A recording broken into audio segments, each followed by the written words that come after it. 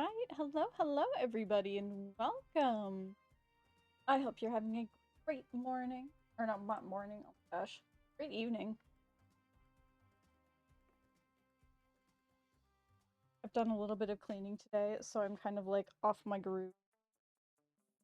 My brain is playing the catch-up game.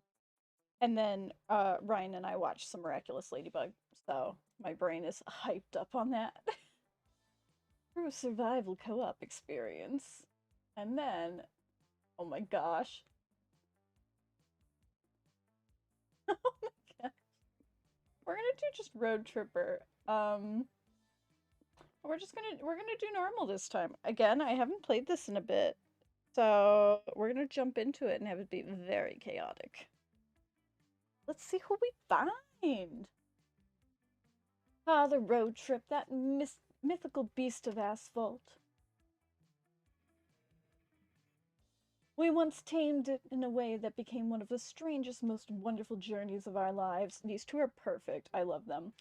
Back then, when we were young and unafraid, summer was coming to an end and Polly and Scott planned a road trip. The whole thing was bound to go off the rails. This was the Prank Masters after all. Scott Howell, 21, a werewolf athlete who compensated for his rather small brain with a stupidly huge heart, and Pollygeist, 22, a party ghost with an insatiable hunger for all the wrong things. Each of them were, by themselves, an agent of chaos, but together they were the perfect combo of hijinks to ensue. Who in their right mind would have agreed to join them on such a road trip? Me. Who do I want to be, though? I like being Hazel. I kind of want to be Glitch. What else?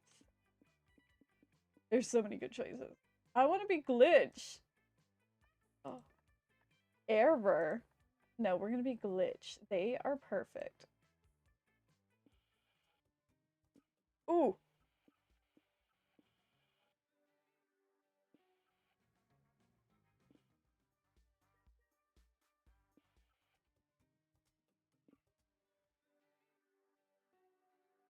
I kind of want a tropical rave today. Oh, they're so freaking cute. Was the road trip a dangerous idea? Yes. Was it poorly planned? Yes. Give me a second. I forgot to open something.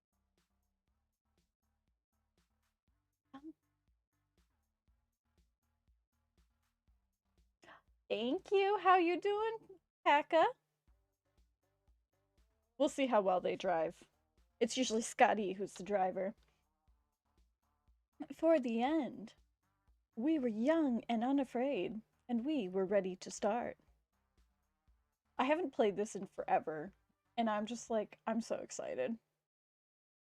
I'm hopefully going to try to plan with some friends to do either Monster Camp, Monster Prom, or Monster Road Trip as a group thing sometime later this week. But we'll see. We'll see what happens. Hello, starting now, there will be more to the destinations. Every destination has 2 extra layers you can unlock. You can check all of them off in the layer requirements in the destination guide if you want. Click on the destination tab to the right or press E on the keyboard. You must fulfill the requirements of a layer and then reach its destination if you want to unlock it. It adds some cool extra stuff to the ending. Ooh, nice! Are you going to be driving the whole way? Because if so, you drive safe as well. Moving cross country is very interesting. It's a lot of fun, but very interesting. Bigger challenge with a bigger payoff. Alright, let's see. Desert Foot. We're going to the planetarium. We're going out of this world. Legally, you're driving. Yeah. Yeah, it's the other people you have to watch out for on the road most of these days. Ah, stars. Monsterkind has been fascinated by them for as long as society has been alive. There's nothing like staring at the night sky, oh my gosh, Scott, and realizing that space is massive and timeless, and you're just one speck in an uncaring universe. If that gives you oh my gosh, ennui, Don't worry. There's plenty to do at the planetarium besides compensate your, oh my gosh, contemplate your own insignificance. For example, you could, ooh, um, identify constellations. We can watch a laser show, but comet shower. We're doing the laser show.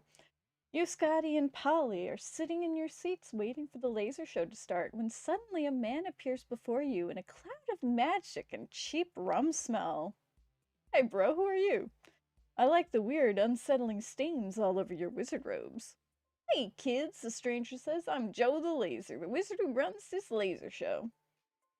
Oh, cool, I remember you. Have you guys met before?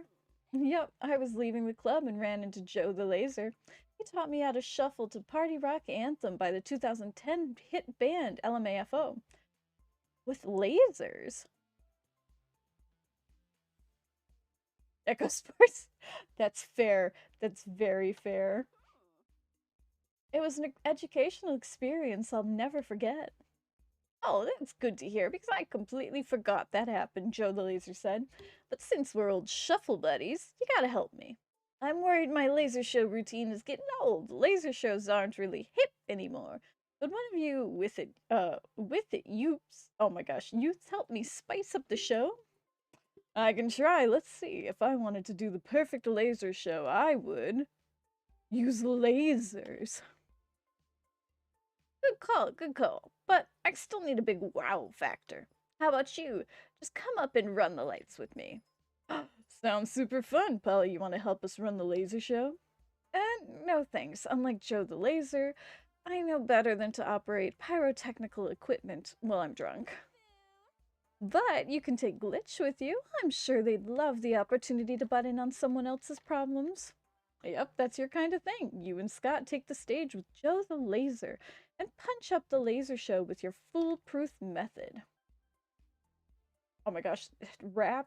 Add some surprise by hiding coupons. A free. Oh my gosh. Increase the stakes by adding one. Oh, yes. Death Laser. It's the first one. I've got more than enough points. I don't know. Death Laser sounds bad. Death sounds bad, but lasers are fun, so do they cancel each other out? I don't know. Oops. They do now, said Joe the Laser. Life is only fun for those who take risks. Except for whoever dies tonight because of that risk. But, fuck them. Ah, that sounds good to me. Fire the laser. 10 minutes later. Someone help! A woman cries, my husband is bleeding out. Oh, Joe the Laser wasn't kidding. This is one effective death ray. Why are you all just standing around? The woman screams. Somebody call an ambulance now. Lady, it's called a death ray for a reason. The whole point is that it kills you immediately. It's okay, Sharon. The husband coughs, tenderly stroking his wife's cheek. Truthfully, it was a very cool laser show, wasn't it? Oh, Edward, Sharon says. It was. It really, truly was. Don't call an ambulance. I don't want to interrupt the dope laser show. It'd be super uncool. Edward? Edward, no! What's that noise? Is someone screaming in heartbroken horror out in the crowd? Ignore it. It's laser time, motherfuckers. So it is. You gain +2 +3 hype from your high-stakes laser show, but you lose 2 magic and 1 soul for using Joe the Laser magic to endanger lives. Oh well. Ooh, gas. We can always go and get some magic. Ooh, but I can get magic from over here at the hole, too.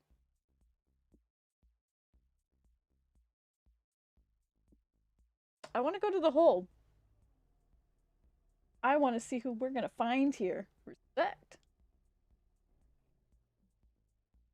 The hole in the desert. Man, they'll turn anything into a tourist trap, huh?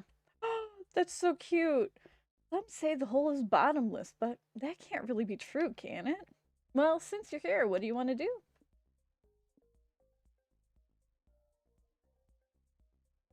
Let's forfeit some material goods. Tell your friends you'd like to throw some of your most prized possessions into the weird desert hole. Wait, why though? Wouldn't it make more sense to throw your stuff out in a dumpster than in a national landmark? You don't know about ancient traditions, a random tourist asks. Throwing one's material possessions into the Great Hole is a hallowed rite. Whoa, sounds dumb and nonsensical. You have my attention. Most say the hole is just a tourist trap, but for some of us who know the truth, the hole is actually the mouth to an ancient deity. We throw our material goods into it to appease the deity's timeless hunger. If not for us, it would rise from the desert and consume the universe itself. So you're saving us all from an apocalypse by throwing your old junk into a big hole? That's so selfless of you. Thank you. I called my mom right now. Would you oh my gosh, if I called my mom right now, would you repeat that back to her?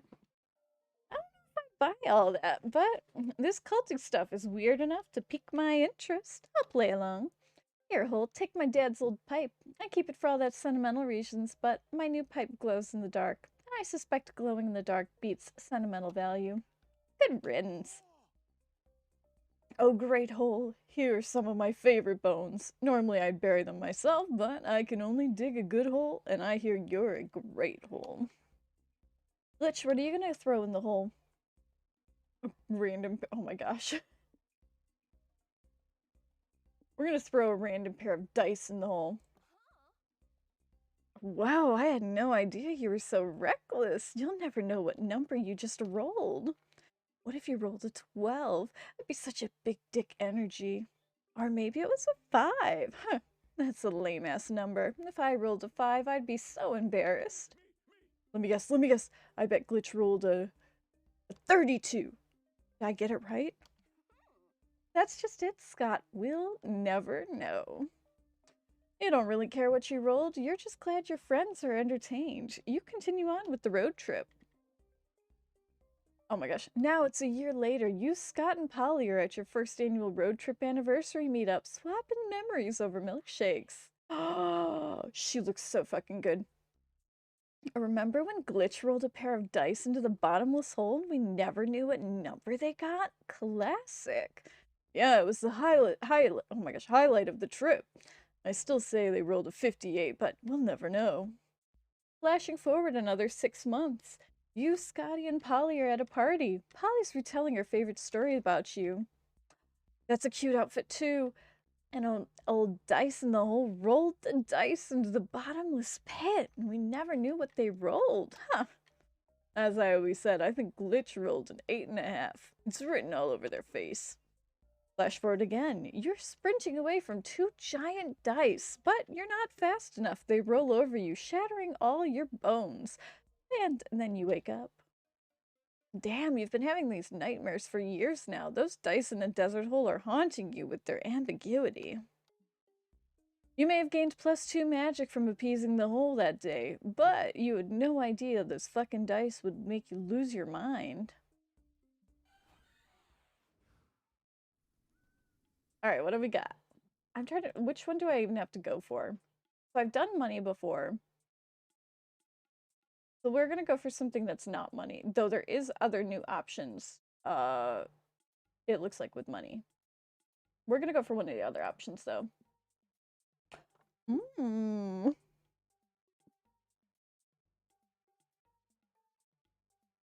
Let's do this one. We're gonna go see the reptiles. Wish I could have gone inside. Welcome to the Reptile Variety Show. Meet the cold-blooded critters with a passion for the stage. There are a few performances scheduled for the day. Which show do you want to see? So this is going to gain soul. That's going to lose hype. This is going to gain magic. I think we're going to do soul. We're going to go watch the snakes. You settle in to watch the snake charming show, but when they bring out the snakes, they don't bring any charmers. Odd. Oh my goodness. Look at them. Oh my gosh. Then the sensational music starts, and two uncomfortably hot snakes slither seductively out of their barrels. Sup, my suave companions. I see we've got some new faces in the audiences. What's your name, doll? I'm Pally Geist, age 22-ish. Sex, yes please. Location, top, bottom, wherever you want me, baby. And who's this strong, muscular specimen? I'd love to sink my fangs into your rippling pectorials.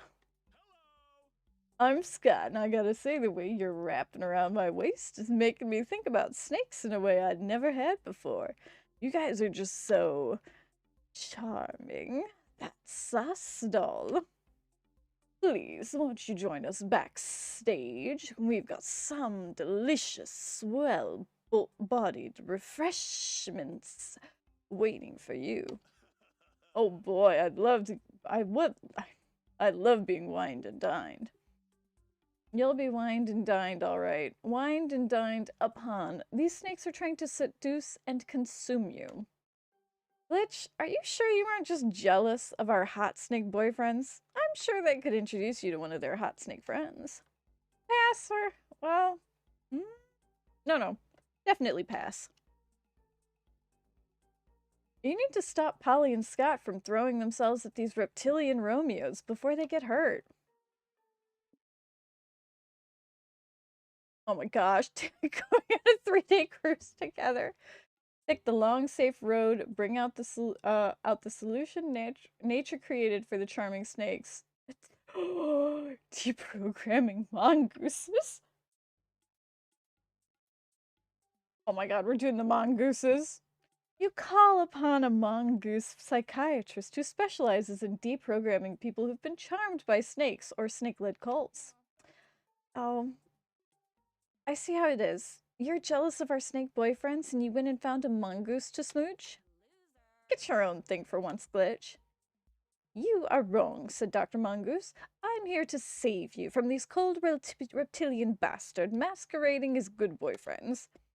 He's just jealous of us, sweetie. Ignore him and show me that sexy move where you fit your whole head in my unhinged jaw.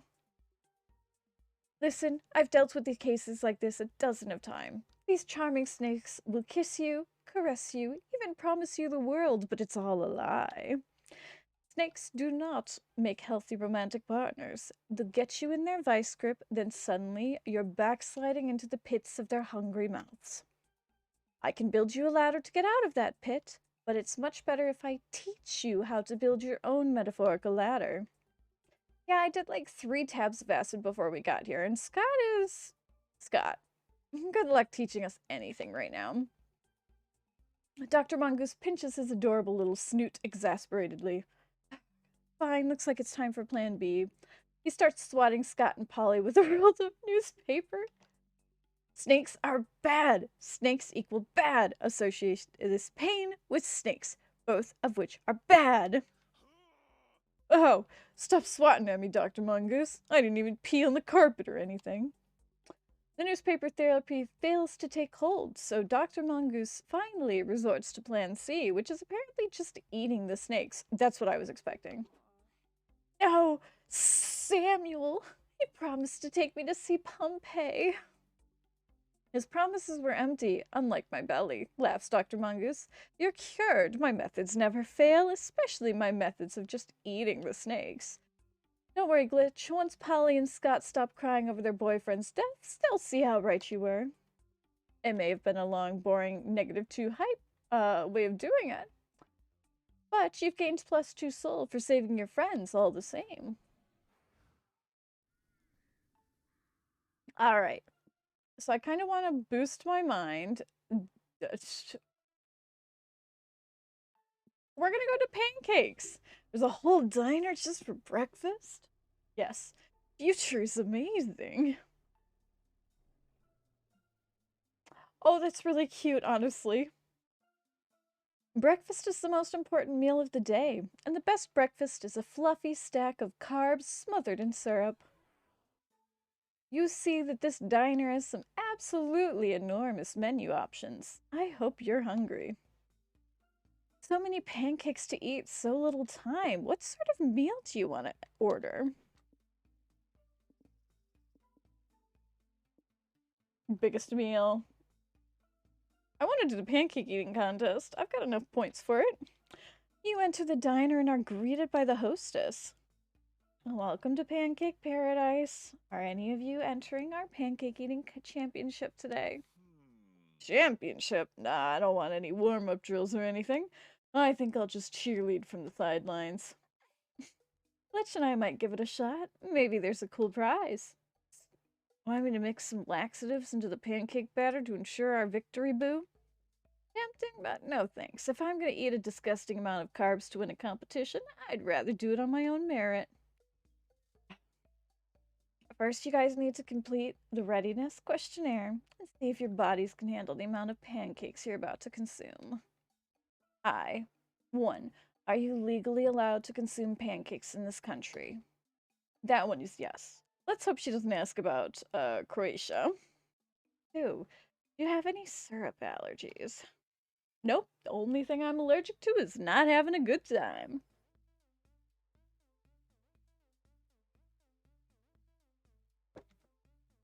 3. Have you taken any appetite-enhancing drugs?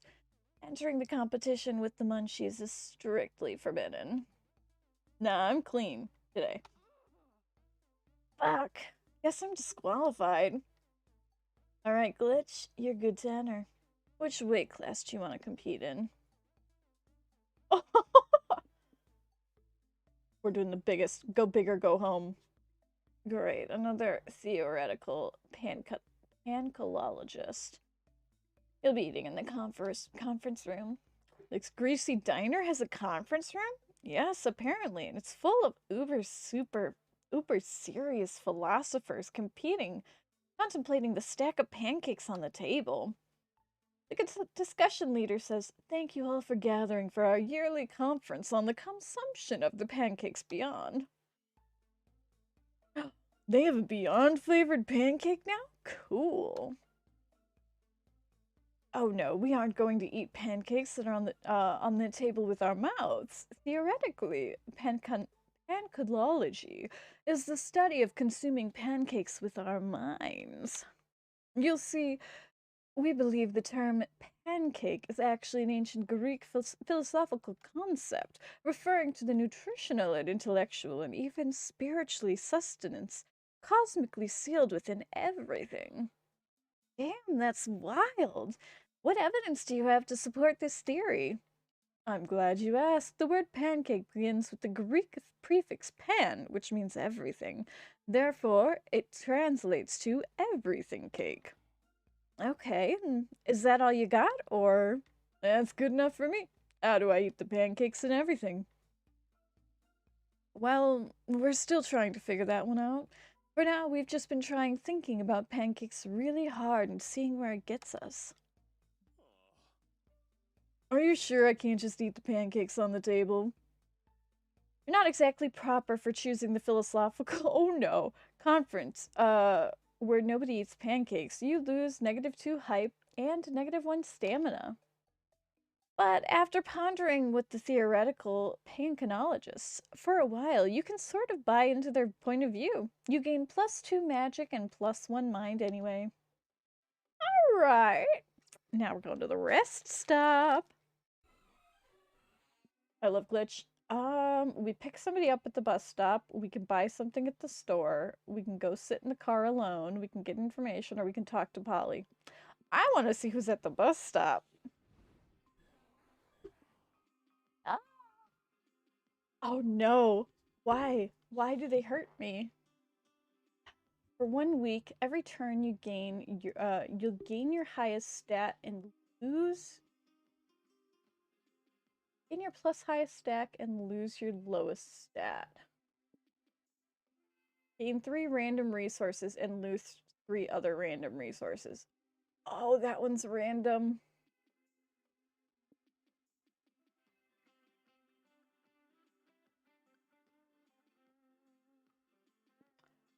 I might have to just do Oz because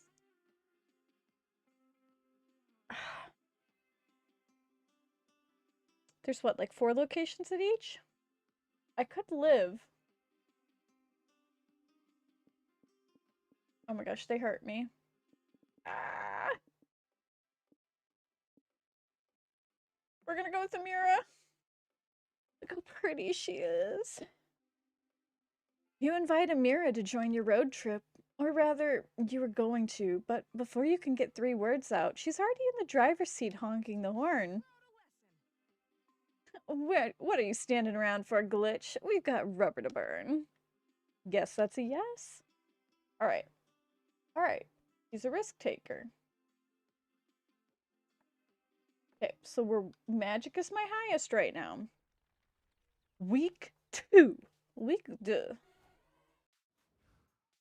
Where are we going next? Okay. A surprise for both. We're going to the casino. Finally, somewhere free from the boring. What? The car stopped. You pull up next to a broken down bus on the side of the road. It's full of preteen girls all yelling in shrill prepubescent tones. Calm down, ladies. Never fear. Amira Roshit is here to help. Thanks, but we don't really need your help. We're just waiting for the mechanic to come fix our bus so we can get to the synchronized swimming championship. Oh, you're on your way to a synchronized swimming championship? That rules! Are you all gonna stomp ass, take home gold, and learn about friendship and teamwork along the way? No. We're never gonna win. We suck. And Emily doesn't even want to swim, because she picked today to finally get her period. Who cares, Chloe? I'm a grown-up now. I'm above childish games like synchronized swimming. I'm ready for all that exciting adult stuff instead, like mortgages and pension plans. Emily, if you ditch us, I'll be ready for adult stuff like bashing your head in with a pipe. What the fuck, Catherine? She's just mad at Emily because Jeremy asked her out to the school dance. What? That bitch gets her period and Jeremy? Whatever. We all know that he likes you because you have a trampoline in your backyard and you told him he could use it. Whoa, seriously, Emily? You're letting Jeremy jump on your trampoline on the first date? What a hussy. Stop it, all of you. This isn't how this is supposed to go. Every sports anime I've ever seen has taught me that this is the big moment where you all set aside your differences and become a well-oiled competition-crushing machine. So stop yelling and start setting aside your fucking differences already. I think if the girls just had something they could bond over, they'd be able to focus on that and work together as a team. Okay, sure, that can be that hard for 4 ragingly hormonal preteens to bond over something. Any ideas, Glitches? Oh no. Oh, B-plot. We're committing a crime. Smash cut to the dirt road not far from here, where a man is walking home with a potato in his hand and a swagger in his step. I can't believe I finally bought my own edible potato. It's the rarest, yummiest, ediblest potato in the black potato market. Now to go home and savor its delicious... Wait, stop! You're gonna hit me! Ah! Oh my god, Chloe, you just ran that guy over with the bus! No, we just ran that guy over with the bus. You were all complicit. And if if MX Glitch was right, that shared guilt means that we're going to win the synchronized swimming competition for sure. I feel no guilt. Can't you be a team player for once, Catherine? Should we bury the corpse or... that sounds like a good arm exercise. Maybe that's the secret lesson all along. But girls, what if the cops come along about this missing person? What'll we say? We committed murder. It's not murder, it's manslaughter. And you all better keep your mouths shut and your stories straight. If any of you rat on the rest of us, you'd better believe I'd bash your head in with a pipe. Sheesh, Catherine. What's with the pipe thing? He's right, though. We need to carry the weight of this crime on our shoulder together, as a team. They do that classic sports team thing where they put their hands together and raise them, usually before a match, or after a crime. Meanwhile, back at the car. Check it out, guys. Those girls came back and gave me that edible potato. That's +2 stamina, at least. Yes, they finally followed Glitch's advice and bonded over committing the crime of stealing someone's potato. That's a +1 hype. Not exactly. You lose 3 soul for being complicit in something slightly more problematic than potato theft. And we still get to the casino. Flashing lights, rolling dice, people sobbing into their life's fortunes or gabbling away. I love them. No doubt about it, you're at the casino. Gambling is risky and reckless, but so is going on the road trip with Polly and Scott, so whatever. The question is, now that you're here, what will you play? Oh. Okay, it's just saying random. I want to play the Forbidden Games. It's going to be Yu-Gi-Oh! Or Magic, I'm going to bet. Just watch. I hope it's Yu-Gi-Oh! You enter the casino, ready to make some sweet money. Yes, I love the casino. Land of random chance, impulsive decisions, and drinking. Everything's coming up, Polly. You're the expert here, bro. What game should we play? That's a hard question. There's roulette, slots, craps, poker, poker 2, horse racing, snail racing.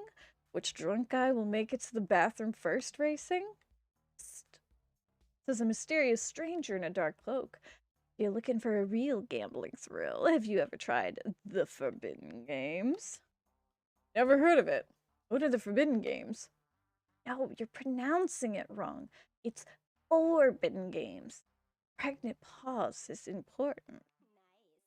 We're in. I'm doing shady shit that requires a specific pronunciation. The stranger leads you to the back of the casino where a bouncer stands next to a curtain. He does a strange gesture, and the bouncer pulls the curtain aside. You're led down a dark hallway. Then you pass the kitchen. Then you pass what appears to be an illegal boxing ring filled with brawny fighters. Then you pass a room filled with people in cages. They're all sobbing. Never make a deal with the small green creature with tentacles. You pass another kitchen and another dark hallway, then another illegal boxing ring. But it's in a kitchen and the boxers are wearing chef hats. Here we are, says the stranger in the final room. Welcome to the Forbidden Games. Wow, this place is really dim, dusty, and smells like bad decisions. Awesome. The Forbidden Games room is filled with tables around which sketchy, scarred-up people sit, playing inscrutable card games and flashing knives. This doesn't seem safe, but it was a long way to get here, and you need a breather before you go back, so you might as well pick something to play. Oh my god. The hamster. Extremely strange table where they're playing a game that seems to be riddled with obscure rules and little sense. The Lenny gambling table where people gamble obscene amounts of money of all kinds and things around random dude Lenny's life without even knowing him. I kind of want to learn about Lenny. Let's go learn about Lenny.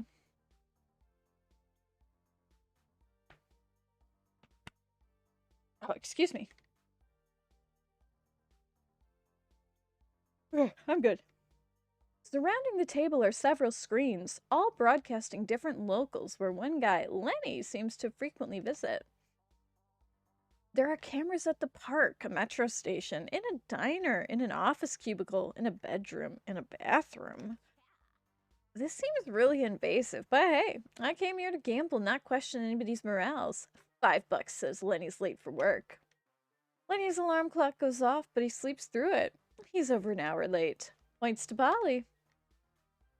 Lenny's getting a sandwich for lunch now, says the croupier. Do I hear any bets on if he'll put ketchup on his sandwich? Oh, I'll bet he accidentally puts the ketchup on his penis instead. Oh my gosh. Lenny puts mustard on his sandwich to everyone's chagrin.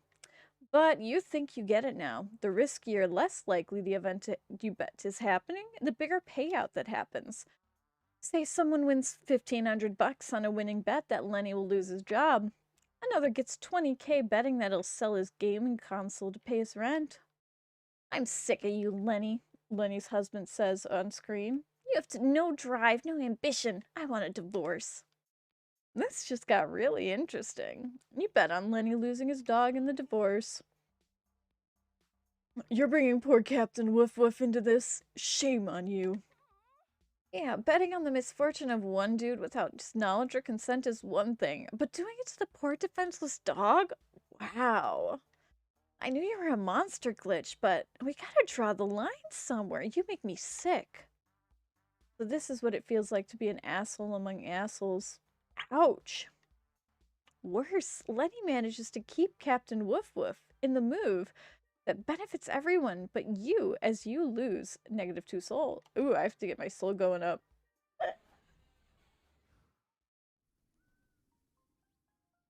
I have to get my soul up. Mind, magic, money, hype, unknown stamina. I might as well go to the gas station. I know the other one had a question mark on a spot, but I'm terrified.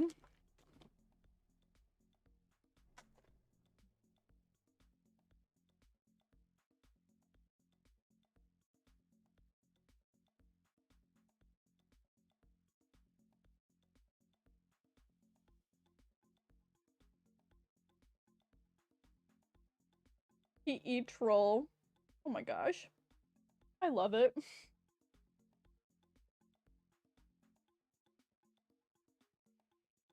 This gas station looks like it was lifted straight out of a children's storybook. A children's storybook where the fantasy heroes drive cars, I guess, but nonetheless. Gosh, despite all the weird and whimsical elements, it looks like the gas station still has all normal functions. What do you do?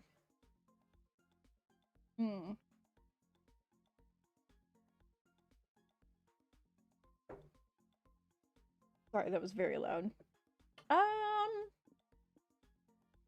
We have enough money. We should go fill the car's tank. You park under the ancient Fantasyland bridge over top this gas station and you go inside to pay. Wait. I mean, welcome ye weary travelers to the mystical P-Troll gas passage. How may I aid in your quest today? 1 gasoline, please. Sure. Whatever. How are you gonna pay for it? With money, of course. I already makes the world go around. And I definitely don't want the world to stop going around, so let's keep spending. Sorry, but PE Troll doesn't accept money as a form of payment. What? You don't need, but you need money. Look, at first I didn't get it either, but let me tell you, these little papers don't look like much, but they can be used to get you anything you want. Like right now, I want gas, so I give you the papers and you give me the gas, and then you can give the papers to someone else to get something you want. It's a magical system called econology. Or is it economation? I think it's economy, sir. And trust me, when I say that economy is meaningless to trolls. PE Troll only accepts magical form of payment, like dragon scales or cursed lockets or firstborn children. Damn, too bad none of you have a baby anytime soon. Or this would be a lot easier. How else can you magically pay for this gas?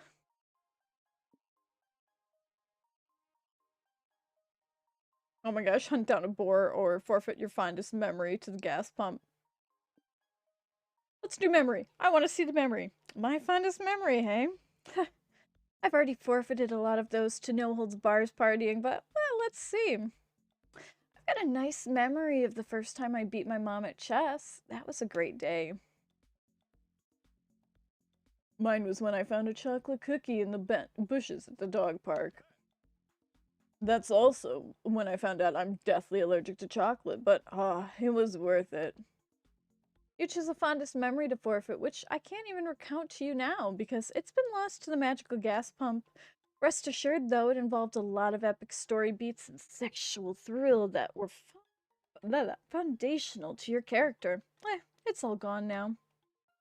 Yay, your tank should be full now. I'll pray to the great trolls that you choose PE Troll to aid you in your next great adventure. Heartburn makes me say that, but honestly, you should go to the fillet next time. Gas is cheaper there and costs real currency. Bye. Oh, I'm glad we got the gas bros, but I feel weird now. Like there's a hole in my head that used to be filled with joy. I know, buddy, but it's okay. We'll fill that hole with lots of new fond memories through this road trip.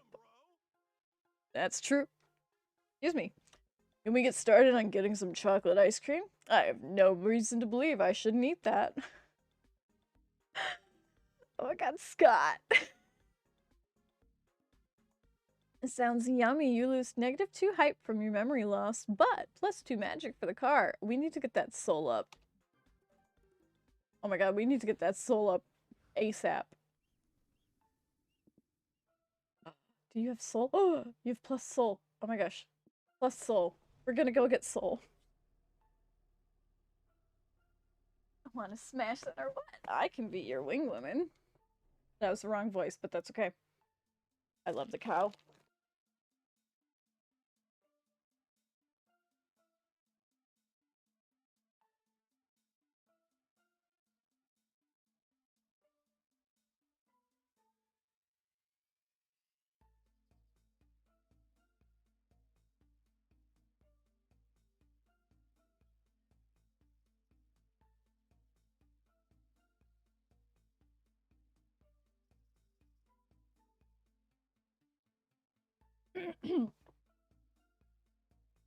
You came here today to answer the age-old question, do aliens exist?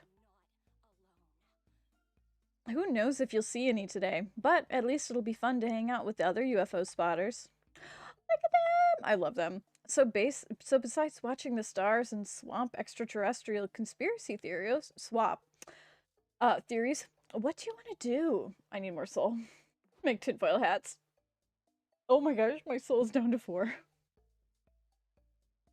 You come upon a huge gathering of UFO spotters. You see a lot of telescopes, constellation charts, and Jefferson airplane CDs going around. You also see Kale and Abdu. What's up, guys? I didn't know you were into UFO sightings. Hey, bros. We're just on a road trip and decided to stop by. There are so many people with cool telescopes here. That's not all they got. UFO spotters with surprisingly, oh my gosh, diverse interests. Want us to give you a grand tour? Over there's the IT crowd. They're the popular spotters who know all the latest end-of-the-world prophecy gossip. Nerds by the creek are testing what chemicals the man is putting into the water. Ooh. There's the chemtrail spotters and the alien abductees support group, vehicle enthusiasts who know all the different UFO types. What about those shiny guys over there? Are they UFO cosplayers or something? Those are the tinfoil fashionistas. Fashionistas. I know all the latest fashion trends and how to protect your thoughts. What are you going to protect your thoughts from? From the government, of course, the fashionista scoff. But you really want Big Brother in your head, reprogramming all your thoughts? No, I didn't even think I had a Big Brother, let alone that he's taking all my favorite thoughts away. I have so few to spare. It's okay, Scott, don't listen to those well-dressed weirdos. Of all the shit the government might be doing, stealing your thoughts isn't one of them. And even if they were, wrapping your head up like a burrito wouldn't do anything to stop it. But now I'm nervous. You're making me nervous too, man. This anxiety is totally harshing my buzz. Damn, if we don't calm Scott down, they're gonna have some paranoid stoners on our hands. Glitch, can you help him protect his mind somehow? Oh my gosh. Useless thoughts. Yeah, that could work. You just need to find someone with useless thoughts to spare to fill your head with them. Dude, all Kale and I have are useless thoughts. Getting high and learning inane facts about niche hobbies is our specialty. Do you think we got the ufology and aliens in the first place? So what do you want to know? I could tell you the history of lotion, every subspecies of cricket, all of the regional variations of the word pussy in Italian. Oh, I would love to tell you about the minute minute of baking. Yeah, a perfect loaf of bread. I was really craving bread last night and ended up boogling deep dive for 9 hours. Oh my god, dude, I did the same thing. Whoa, that's crazy. Are we like mind melded or what? Are you sure these two weren't just hanging out last night and doing the same activities together? Yeah, yeah, it does make more sense. Sorry, my memories of time and place are pretty much replaced with bread facts. Yep, this'll definitely work. So, to break bread, you need flour, sugar, plastic scraper, and a Dutch oven.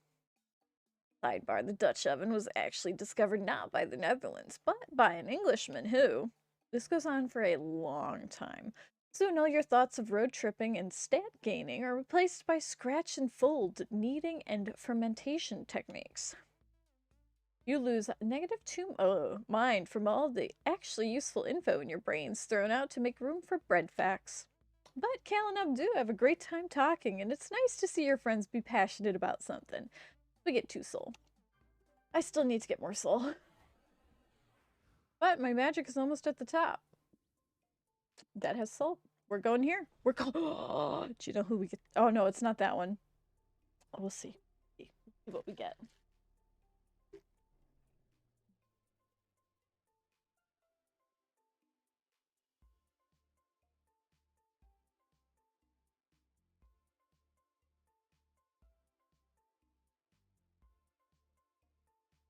What you guys can't see is I'm taking secret bites of my Uncrustable.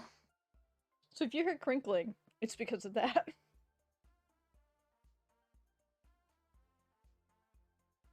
Just for a quick little snack during stream, and I was supposed to eat it before stream, and that didn't happen.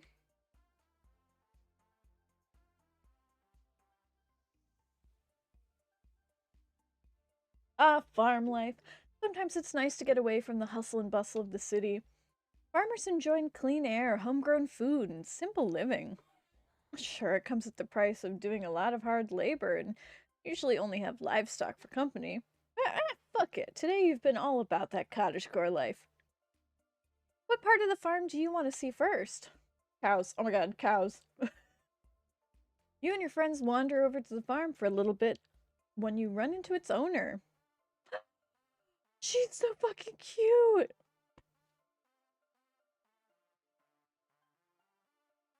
Oh, hello, I'm Jacqueline. Are you strangers here to help support me as I restore my grandfather's farm? We're more like trespassers. We just wanted to pet some of your cute farm animals. Oh, that's fine too. But I have to warn you, my animals have been acting weird lately.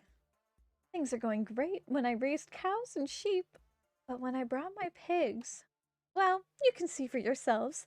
I need to plant at least 45 seeds this afternoon to optimize crop production. I'll meet you at the barn soon. You check out the barn. Oh my gosh. The animals have gathered in a circle around the pig, standing on the milk crate and giving a speech. I know where this is going.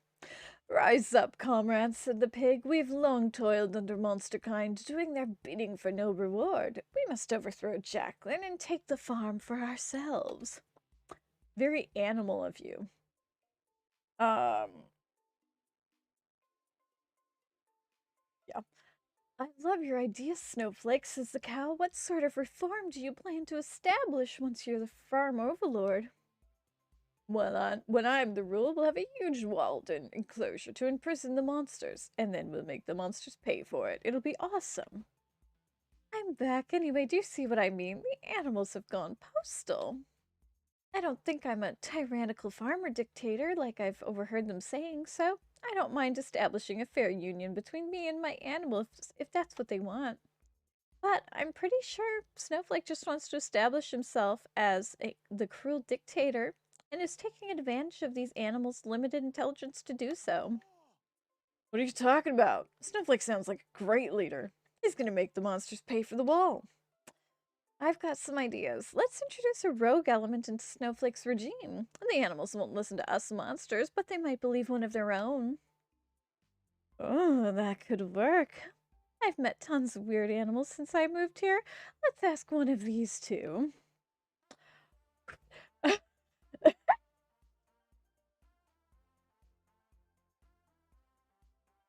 I want the skunk. Fuck capitalism, embrace anarchy, topple the new status quo by planting an anti-establishment punk skunk with tons of raw charm and an insolent band. And there's a normal rabbit who only needs a convincing backstory to go undercover. We're doing the skunk. Later, the animals are gathered for another political meet. Snowflake is doing a Q&A regarding the Monsterheim insurrection. Snowflake asks a cow, will we really get all the hay we can eat in the new regime? Of course, says Snowflake. That's the best part about my regime. We won't have to pull plows or do any work. We'll have food aplenty. How's that possible? Asks a concerned horse. We do need more equal labor distribution, but everyone will need to do some work in order for society to function. Snowflake's response is drowned out by somebody suddenly wailing on a grungy electric guitar. You guys are so boring. Who needs society when you can say fuck the noise and make some noise? Wake up, sheeple. We like what he's saying, says the sheep, head banging in unison. Embrace anarchy. Yeah, anarchy. Wait, let's not get too hasty, Snowflake says desperately. I promise a lifetime of free hay and an enslaved monster to anyone who supports my leadership. No one cares. The skunk is drowning out Snowflake's propaganda with loud-ass guitar solos. The skunk puts on the best punk concert they've ever seen. Well, maybe not the best, but it's definitely the loudest. You gain +2 soul for thwarting the Orwellian plot, but the mosh pit at the concert did a lot of damage. So to Jacqueline's farce, you have to pay money to get it. Okay, it took mines this time.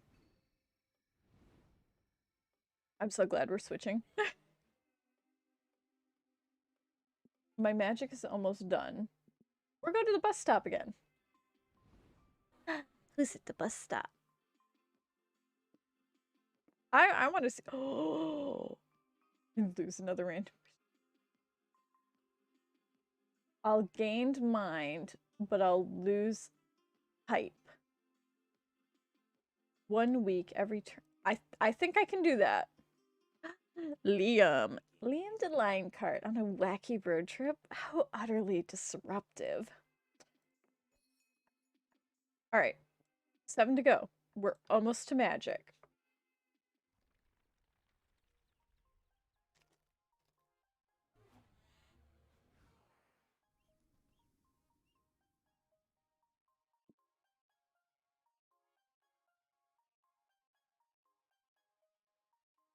Okay, so I have to keep hype in mind as well. It's all money. I hate this. We're going to the tech company. All money.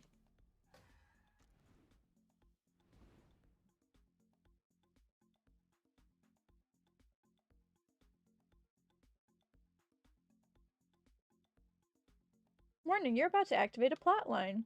For a plot line to appear, you first need to meet the hoard enough resources.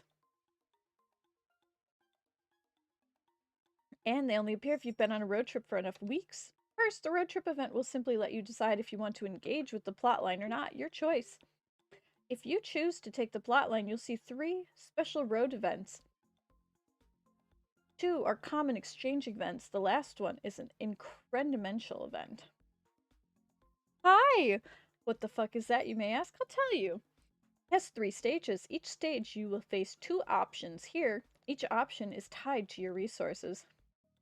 What? Oh my goodness.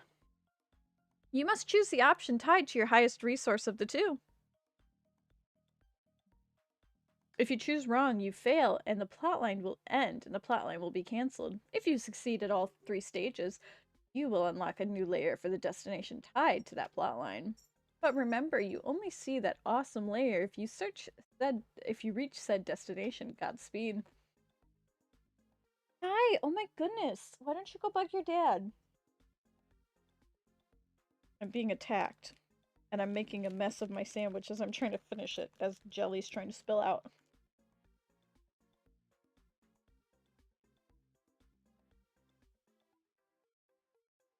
Hi!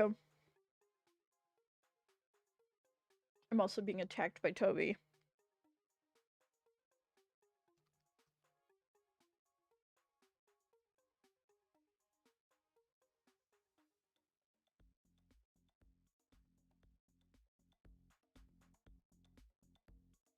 Hi! Oh my goodness.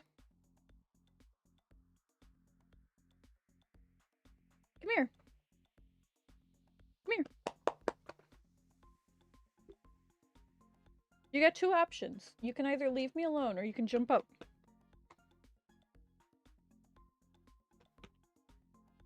Come on.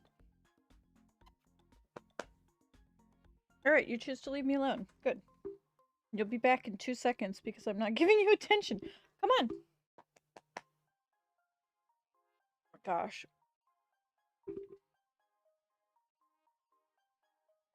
Alright. You just reached the high amount of magic. Good for you. Does that mean you're aiming for a magical-based destination? If so, there's a wacky adventure that could unlock a layer for that destination. Do you want to go for it? Great. The adventure will be waiting for you on this road. Sorry for breaking the fourth wall. See ya. I love you, narrator.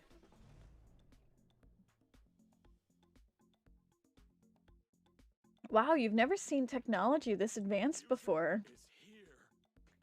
Finally, you can answer questions like, what's the future of virtual reality? Is crypto really a currency of tomorrow? Oh my gosh, Toby is trying to steal my microphone. He wrapped the cord around himself and started pulling it away from me. What the fuck is NFTs anyways? There's so much to see, but only so much time. You want to check it out.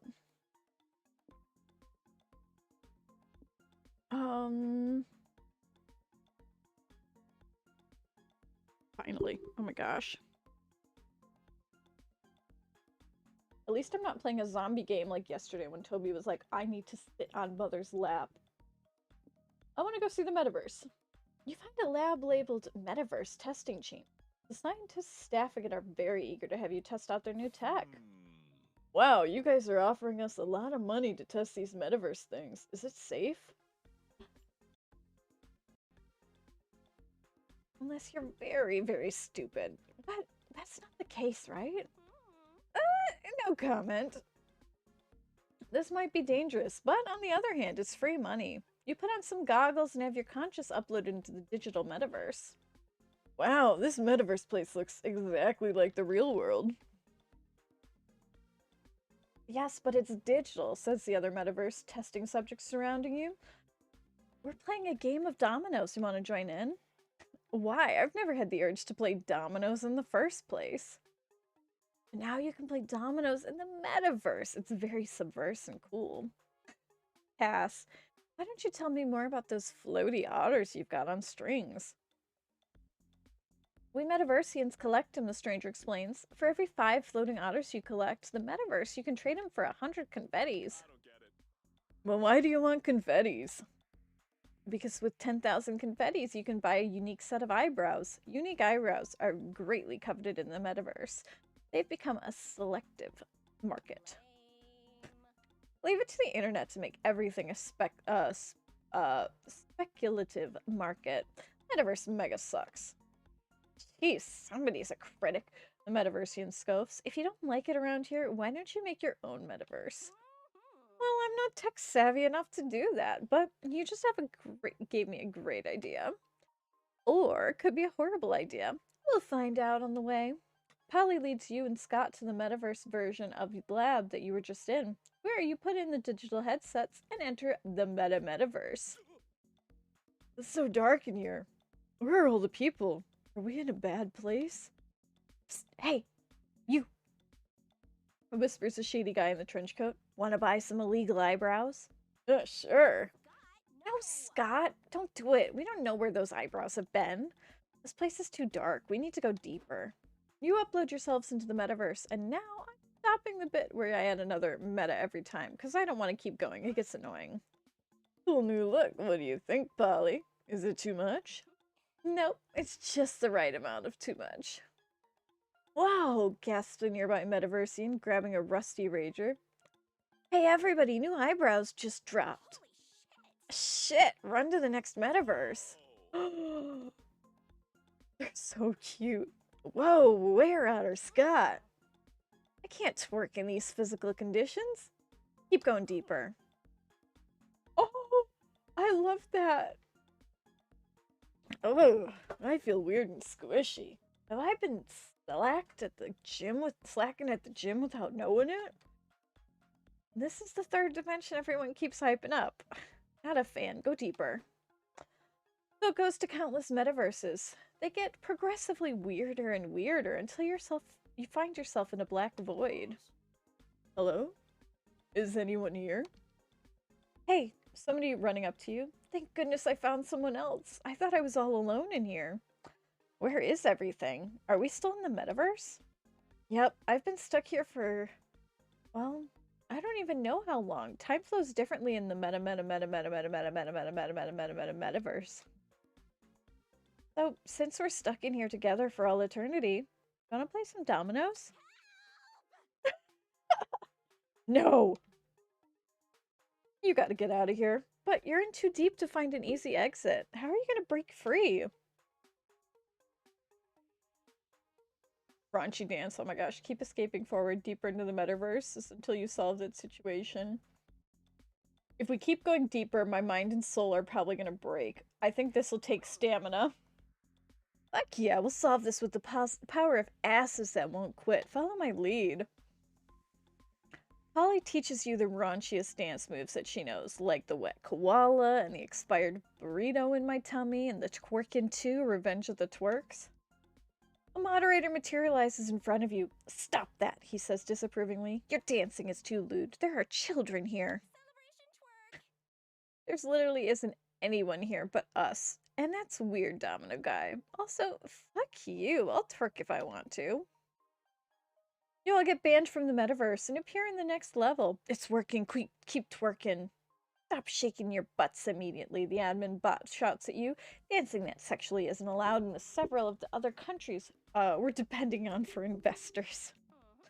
I see, okay. But do they allow this? Holly flips the bot off with the middle finger. Oh my gosh, you're immediately banned. Nice. Hey, cut that out, cries the moderator in the next metaverse.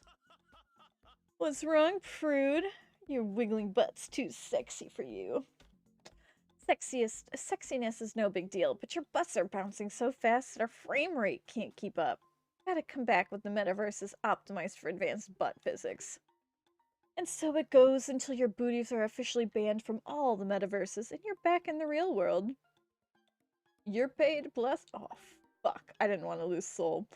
+2 money for being test subjects, but you lose 2 soul for disobeying the rules of the metaverse, which is kind of the same as sinning. Close. I need to get that soul up. That's soul. We're going here. We're getting some soul. Oh no. I don't want my car to break down. You're driving along when you pass your friend Dahlia, fleeing a burning castle on a chariot pulled by a griffin and holding overflow bag of gold coins. Look at how beautiful she is. Hey Dahlia, what are you up to? Hey, just another siege gone right. I won't bore you with all the details. Much rather hear about the wacky misadventures you guys have been going on. Right now we're on our way to a pocket dimension filled with magic and mayhem. Actually, do you want to come with us? I heard this place is more fun to visit when you're an adventuring party. I'm intrigued. Magical realm full of riches and pillagers and beasties. So, to defeat sounds exactly my scene. Are you guys sure you're prepared for an adventure, though? I know books and movies made the idea of a plucky band of idiots going on a heroic journey seeming really easy, but this is real life and we're talking about... You're heading into the unknown, where death could be waiting for you just around every corner. You gotta prepare for everything. I hear you. What do you think we should bring on this adventure, then? Don't ask me. Those sort of questions are for war advisors or for. I'm a general, a woman of action. Well, the closest thing we've got to an advisor is Glitch, so what you got, boo? Everything. Ooh, true heir of the dinosaurs. Endless eggs, according to Lodeswipe, is source of chicken nuggies. Since you don't know what they're using as currency in other realms, you must acquire... We're doing chicken nuggies. I'm fine with that. You exert -2 magic to cast a summoning spell, and from the magical cloud you created, he walks out. A chicken? What the hell?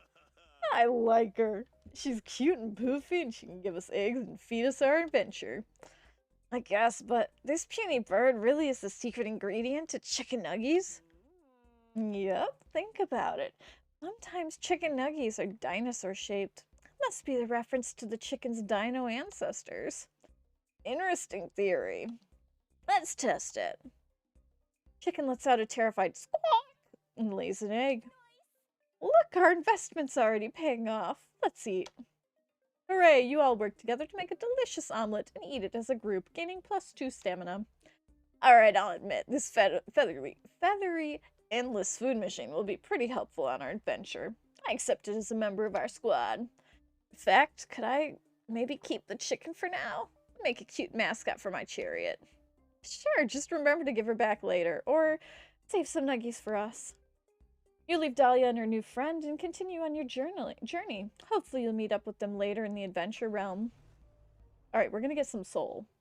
And then we have to work on mind and hype. But there's a necessary evil. Make your car move. Welcome to the road trip. What do you want to do?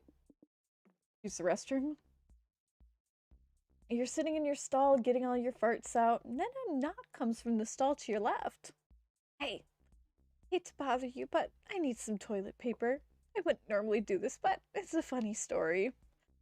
The funny story that you ran out of toilet paper? Good guess, so could I have some? Give him a lot of toilet paper, and they leave you alone for about 30 seconds. Hey, buddy, so... Funny story. I went to light a cigarette and dropped my lighter in the toilet. Could I bum a light? You pass him a lighter and hope it'll be the end of it. It isn't. Hey there, buddy old pal. Still there. Must have been a big shit. So, can I borrow an umbrella? Funny thing is, I think it's gonna rain later today, and I left my umbrella at home. Oh, and hey, do you think you could help me solve my crossword puzzle? Funny story, I've been a crossword champ since I was 12. It's kind of my thing. My strategy is doing them in a public restroom and asking whoever's in the stall next to me for help to get the solutions. Genius, right? Anyways, I need an 11-letter word for navel. Any ideas? You suggest belly button. You also ask if they've got any other favors or funny stories for you before you get back to doing your business. Oh, I'm glad you asked. I see, it's a funny story. I've been keeping a list on the back of my crossword just in case I need anything else. The hand passes you the crossword over in the stall, and it's a list of things on the back. Which of these can you give the stranger? Oh my gosh.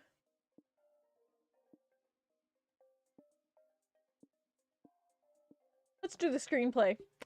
Oh yes, thank you. Please give me your honest opinion. I really think I've got something good here.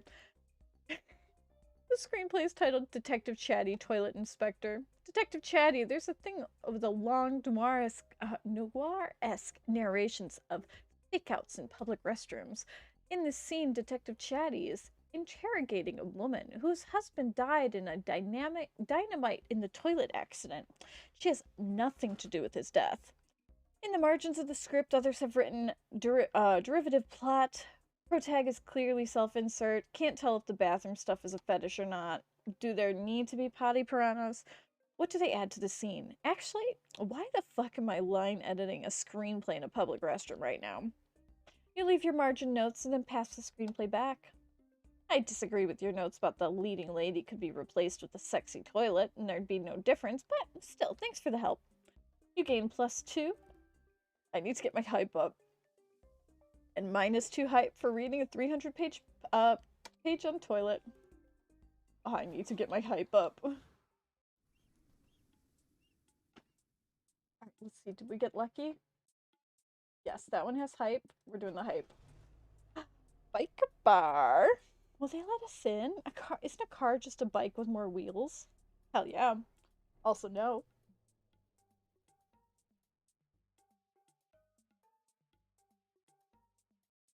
Hmm. Breaking bottles, clinking shot glasses, revving motors, the crash of a window some dude just got thrown out of. Oh my gosh, I love glitch. Such are the del oh my gosh, delicate melodies of the bona fide biker bar. This is your chance to embrace your inner badass. What do you want to do? Or we're gonna start a brawl because we need the hype.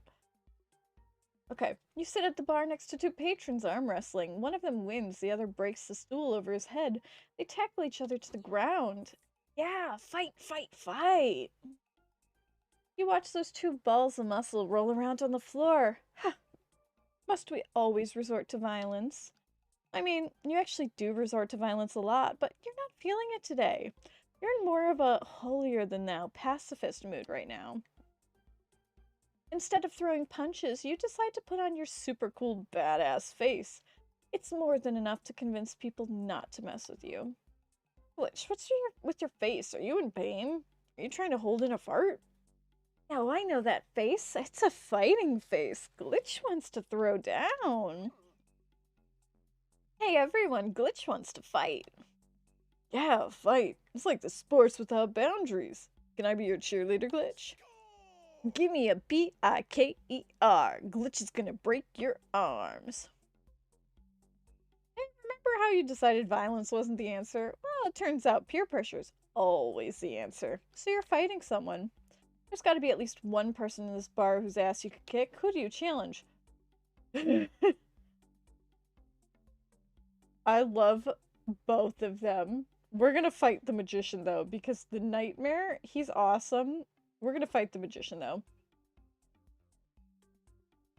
You open the fight by inviting Barry Bob to pick a card from your deck. Barry draws the ace of clubs. You shuffle it back in. Now is this your card?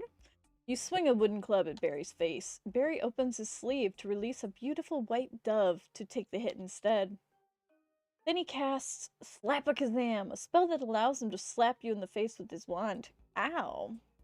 You cast a spell expending -2 magic, and reach into your pocket to pull out the hanky, which is tied to another hanky and another, until you have a hanky rope long enough to tie Barry up. And now, with the help of my lovely assistants, we will make you disappear. Wait, can you have teams in this fight? I thought it was a 1 versus 1 thing. Forget that shit. We're in a magic fight territory, baby. There are no rules. Your friends help you roll Barry Bob out the door. He lays a curse on your future children and he bounces down the road. Everyone laughs at you for learning sleight of hand magic until you proved you could use it in violence. You gain +2 hype. Alright, my hype is... I still need to get my hype to go up. We're going to the village and getting some hype. Next I have to worry about his soul. And now my magic is down again, and I need to get my magic going back up. This entire city is protected by a giant impenetrable wall. Strange. The guards at the gate seem to be just as surprised to see you as you are to see them. You've never had visitors before. How did you escape the jaws of the ravenous giants? You don't really know what they're talking about, but you get the impression that these villagers don't get out much. Some further investigation of this place is warranted. What do you want to check out? The elders. Find the Capitol building and walk inside. Looks like the village elders are in the middle of a meeting. Howdy, neighbors. I'm Scott. My friends and I are from the outside world, but don't worry, we come in peace. What? But how can this be? The giants killed all the outsiders and destroyed all civilians outside of the walls. Nope, we're living proof that that didn't happen. If you pardon my expression. No, it's true. The giants are out there. Look, here they come to attack us now. Oh my goodness. It's Attack on Titan. You look over the wall to see a cardboard cutout of the giant and a recorded roaring sound playing on loop. How stupid you think we are. It's the giants, run for your lives. Not now, Scott. No, the giants are... They're totally... Ugh, fuck it, fine. You caught us. The giants are an elaborate lie. You see, decades ago when we were young rascals, we conceived the best prank we could pull off on the entire village. We made some scary cardboard cutouts and convinced everyone that we were under attack by ravenous giants. Now we've been perpetuating the prank for decades, forever committed to the bit, for, you see, we are the Prank Masters with a Z. What? But we're the Prank Masters with a Z. You are. How did you young outsiders take up the Prank Master's mantle? We made it up because punks kick ass, duh. But now that I think about it, Polly, didn't we get the idea for the name Punk Masters when we found those old papers full of cool prank ideas? Oh yeah, I forgot about that. But I was pretty drunk at the time, and also now. Must have found our Prank Master scrolls, said the elder. We found them too many years ago. It's the legacy of the Prank Masters. Wow, 2 generations of Prank Masters brought together by total chaotic coincidence. You know what this means, right? We need to combine the Prank Masters chapter and brainstorm an even cooler prank to play on these village. Right! This could even be the most important prank we've ever pulled. What should we do? Oh my gosh. Who's full of lead? Oh my gosh. Telling them times have changed forever. Now 1 hour ahead is no good. It's twice a year. Oh, we must all get used to it. We're doing the lettuce god. Yes, fake religion pranks are so funny. Everyone's all like, no, how could you shatter my worldview? Such a classic. Here, bros. You can use our lettuce for this prank. You'll put it to much better use than we would have. Hey, that lettuce was for my salad. Shh, it's okay, Glitch. You don't need it. -2 stamina is temporary. Pranks are forever. Next morning, the giant shows up again. The villagers are all screaming and fleeing like usual. And then... Fear not, puny mortals. Lettuce God is here to save you.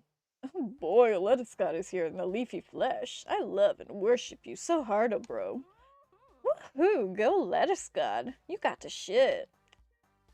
Seriously, this is ridiculous.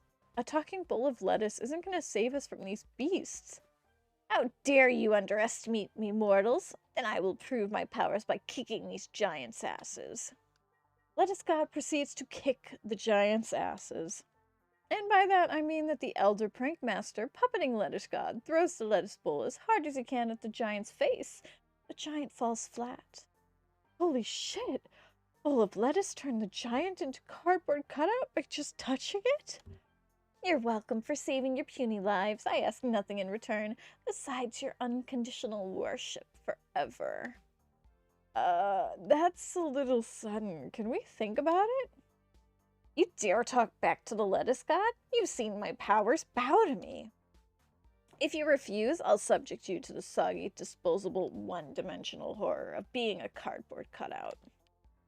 Terrified, the villagers fall to their knees and bows. Many of them are sobbing. Meanwhile, you, Polly, and Scott, high five over a prank well pulled. You gain +2 hype. Hey, doing better. I need to switch him out.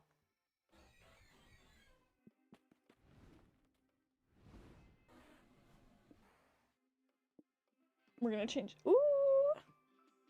What did Miranda do again? Gain stamina but lose mind. My mind is up there now. Gain money. Nope. You. Now we got Miranda. A road trip. How exotic. I'd love to go. My silverware suitcases are over there. Once you get them loaded into your car, we can work on my clothing chests. A whole new world. I want to do the magic one. I'm trying so hard, but I kept having to fight with the other stuff. Where to next? I should get my soul up, and I should get my hype up. We're going to the shady property. Scott, not while you're driving. This place seems to be exactly the sort of place you shouldn't visit. Which naturally is exactly why you visit it. Horror movie logic for the win. A big question now is, how would you like to enter the premises? What's it gonna be? Oh my god, we should knock on the door. We're just gonna knock on the front door. Knock on the front door, there's no answer. Maybe no one's home? Unlikely. There are too many loud chainsaw noises for the house to be empty. That turns the doorknob. Turns out the door wasn't locked. As soon as it opens, a bloody man with duct tape over his mouth runs into the night. Oh, wait, god damn it. That's the third one this week. I leave for 5 seconds and might find my lucky butcher knife. Butcher knife? Was he your dinner guest? If by dinner you mean murder, and by guest you mean victim, sure. That's too much word replacement for me, but listen, if you want your guest to stay for dinner, you gotta up your game, bro. You're damn right, Scott. It seems our friend here needs a crash course on host etiquette. Yeah, like maybe a little extra lightweight on your front room, or lighting in your front room here. And clean up the ketchup stains all over the floor. It'll make your guests feel welcome and safe. So you're saying that by being a better host, I can get my guests to stay for dinner? Yep, perfect plan. What's the best way to transform Jerry, the grisly serial killer, into Jerry, the hostess, within the mostest? Treats our guest. Ooh, desserts. Desserts to die for. Or jigsaw puzzle.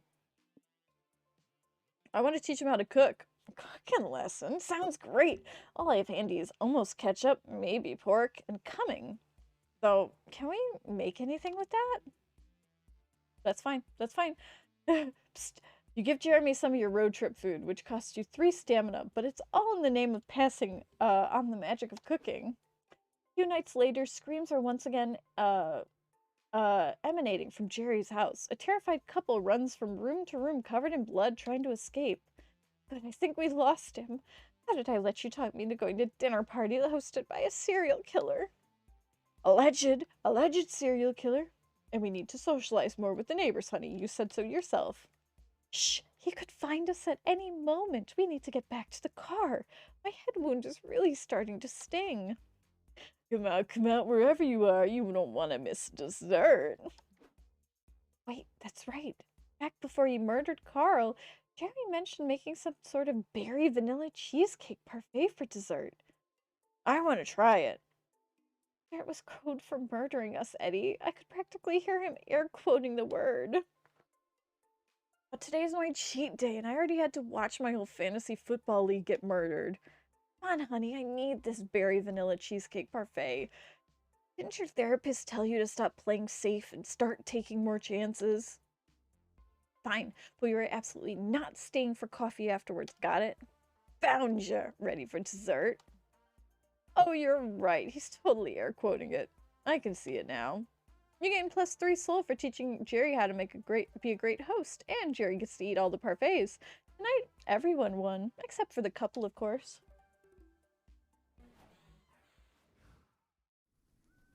Alright, I need to get my hype up, and I need to get my magic up. But she makes me lose mine, so I'm okay on that. My soul is good.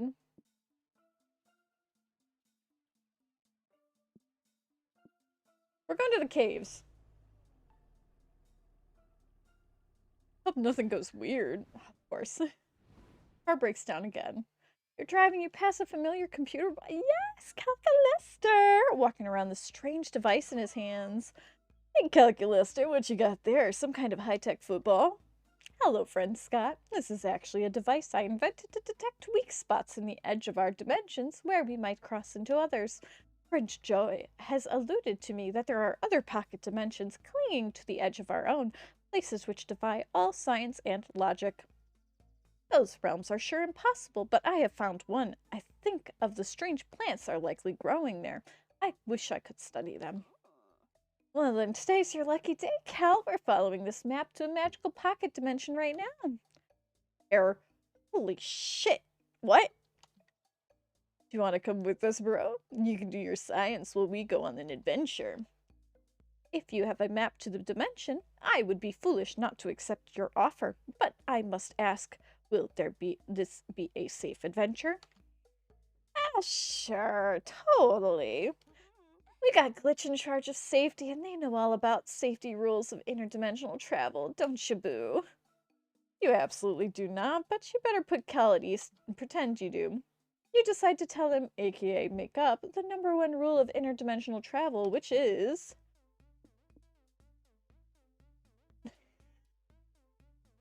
do not alter the course of reality by introducing them to Shrek. Shrek.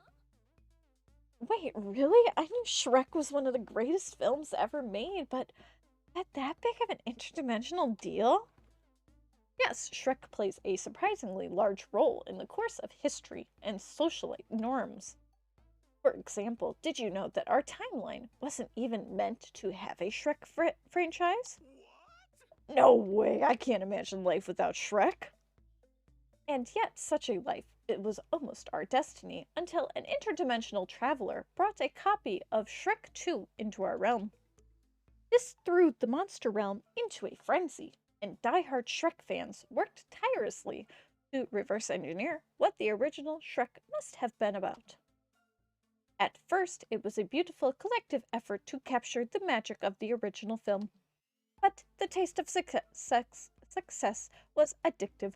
The Shrek internet hive mind became drunk with power and continued making Shrek sequels and newsomes. To date, there are over 60 films in the Shrek cinematic universe, with no signs of stopping. Some theorize that there is a limit to how many interactions of Shrek can exist in liminal space iterations, meaning that with every mediocre Shrek sequel we create, we bring our world one step closer to total entropy and chaos. Shit, how do you know so much about this, Calculister? I am inextricably connected to the internet at all times. I know more about Shrek than I ever wanted to know. Oh shit. My hype is so low, I need to get more hype. Withhold the passion for Shrek on this adventure, but you gain +3 mind. I need to get some hype. But you don't know, we're for sure exploring the cave. I just like got caught up in that.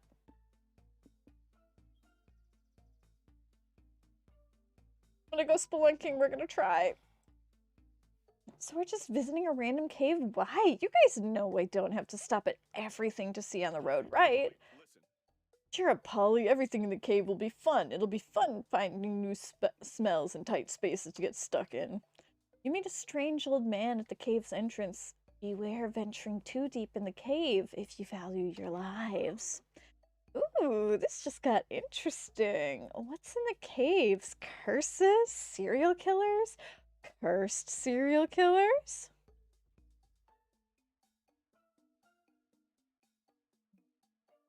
No, just a really deep old cave, and you clearly don't have enough provisions and hiking gear for this.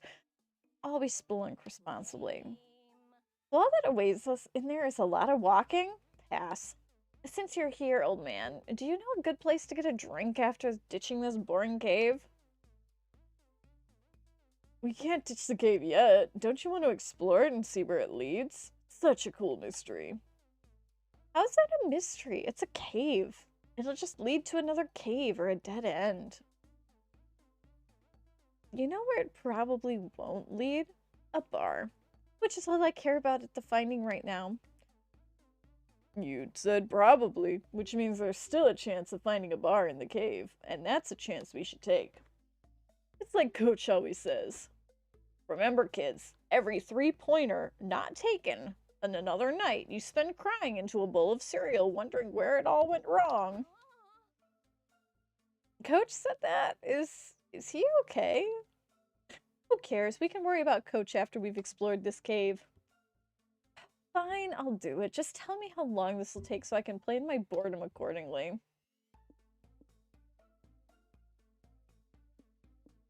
No, we're just gonna go, you begin your long walk.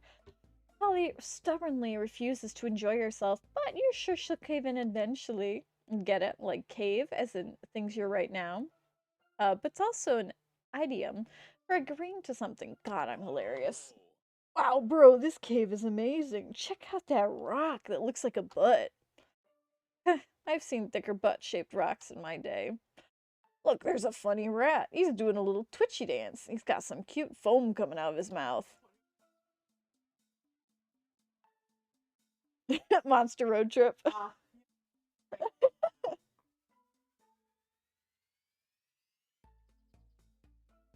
I'm trying to do different voices for characters, and I feel like it's being very successful today. As compared to most days when I'm trying to do voices and it sucks. Oh, perfect. Hey, Rabid Rat, you know a good place to get a drink in this dumb cave? No. Yeah, I figured not. Wow, look at that, Polly. The lizards on the stalagmite are dancing in the conga line. Okay, I'll admit, that's kind of cool. But not cool enough to make me agree that wandering around this dark cave is a fun activity. Do these cool cave drawings change your mind?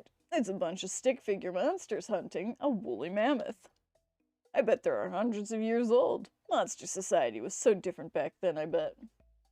Yeah, it was probably a time where no grocery stores, or vaccines, or EDM music. Not impressed. What impresses you, Polly? I thought history and culture were fun. Culture is only fun if you're an anthropologist or a cup of yogurt. Well, what if we played a prank on these cave paintings? Would that make it more fun? What kind of prank? We could draw silly mustaches on them. Mustaches again? Isn't that getting kind of redundant? It's redundant and fun. Look at the mustache I drew on this woolly mammoth. Now he's a fancy mammoth. Okay, fine. You win. Give me that marker. Let's deface this priceless piece of ancient history. Woohoo, graffiti. It's fun. Oh, good. I got more hype. It's fun in dive bars and in dark, creepy caves alike. You gain +3 hype, but you seriously underestimated Polly's stubbornness, so you end up walking so far into the cave, you lose 3 stamina hiking back. Okay? We're doing okay. I don't want to lose any more stamina. Let's do Miles and Smiles. Oh my gosh, what? Nobody's complimented me today. She'd be crazy.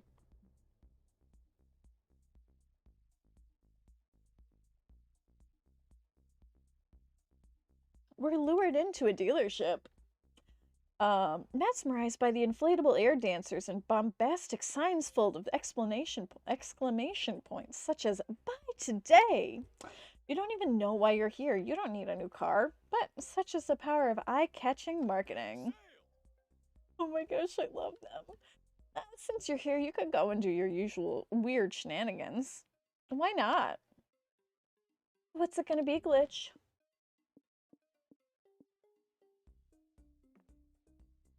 Nice! Going on a joyride. Nice, nice. Picked up anybody? I've picked up a ton of people. Nice. Because, like, the concept of it is that you pick a character and you go on a road trip with Scott and Polly. Yep. And then you're stopping at different points to try to get to a destination, but you have to gain enough resources to be able to get to a destination. Right. So right now I'm trying to shoot for magic, and I'm on normal. So it's a little bit more difficult and I have to watch my other resources more closely, so I haven't been able to gain any magic for a while because I've been trying to get hype going up. But yeah, I've picked up like Miranda, who is a side character from Monster Camp. I've picked up Liam, who is a little nerdy, like vampire guy. I've picked up Amira, who's the Fire Queen, the PC player character. But they all have their own stats that will either help or hurt you for who you pick up.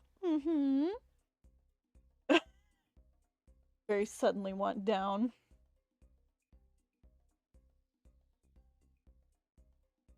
Toby kept coming over and just shoving my chair seat, and I'm just like, Toby, please. There's only one thing more fun than driving your old shitty car. Driving someone else's shitty car. Joyride time. Hi, Mr. Salesman, I'm Scott, and these are my friends. Can we drive one of your cars? Well, are you interested in buying one of my cars? Asks the salesman. Yes? Good enough for me. Here's the keys. Bring it back before 7 p.m. I need to close the dealership by then. You're pretty sure this is not a good or smart way of selling used cars, but hey, you're not complaining. Scott peels out of the dealership in the new car and drives an hour into the city. You're waiting at a stoplight, and a breathless, pregnant woman knocks on your windows. Are you my Uber? Oh God, thank God you're here. You gotta take me to the hospital. We're not. You're an Uber? Come on, take me instead. I gotta follow that cab. Why? What's special about that cab? What's this? 20 fucking questions? We don't have time for that. Gotta chase that cab down. Fuck off. I need to get to the hospital. Can you see I'm pregnant? Am I supposed to give a damn? I gotta follow that cab right fucking now. You're not an Uber, but you need to see this till it ends. You decide to pick. We're taking the pregnant lady. But, we're taking the pregnant lady. We aren't gonna find out what's so special about the taxi. Can we, don't you know, follow the taxi on the way to the hospital? No, you can't. This is an emergency situation. Bummer. You lose 3 mind for not solving that mystery. Scott starts driving to the hospital. Don't worry, miss. We'll get you through this. Push! Push what? I don't know. I've just heard people say that pregnant women in movies. Maybe you should do push-ups. You know, I'm not in labor right now, don't you? I'm only 7 months along.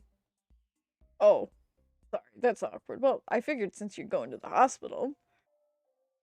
Well, actually, I'm not actually going to the hospital. I'm just going to the hot dog truck parked outside of it. Boo! It's just the Uber driver tends to actually step on it if I tell him I'm going to the hospital. We're getting hot dogs? Best hospital visit ever. But if all you wanted was a hot dog, why were you so breathless and desperate when we picked you up? Because I'm really fucking craving hot dogs. Okay? Don't judge me. You should try to be pregnant. Ew, pass. You drive her to the hot dog truck, then return the car to the dealership. I guess getting a pregnant lady food is still a good deed, so you get +3 soul. Alright, I need to get myself some hype and some magic. That's more soul. Oh, picnic spot. I want to go to the picnic spot. Let's see what mysteries we get.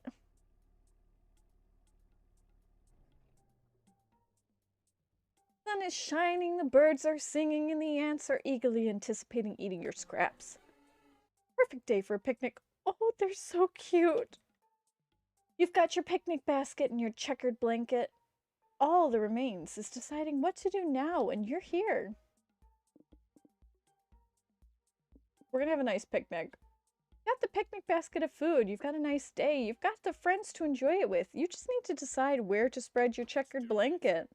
Don't worry, guys. I know how to find the perfect picnic spot. We learned all about this in Monster Scouts. First step is to make sure your spot has nobody else peed on it, because it's rude to picnic on a spot someone has already claimed.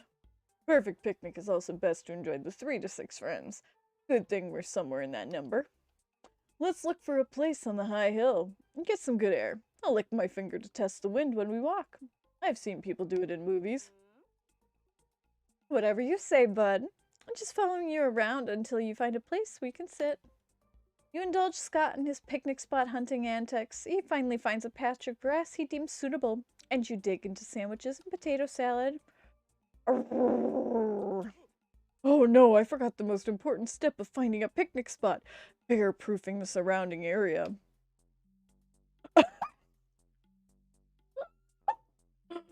Roar! Whoa, is that a bear with a gun? That's my second favorite excuse about how I died.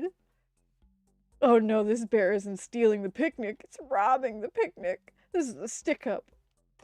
You can have the picnic, Mr. Bear. We don't want any trouble. Brrr. Bear doesn't seem sold on those terms. He gestures the gun to Polly's bottle of honeymead.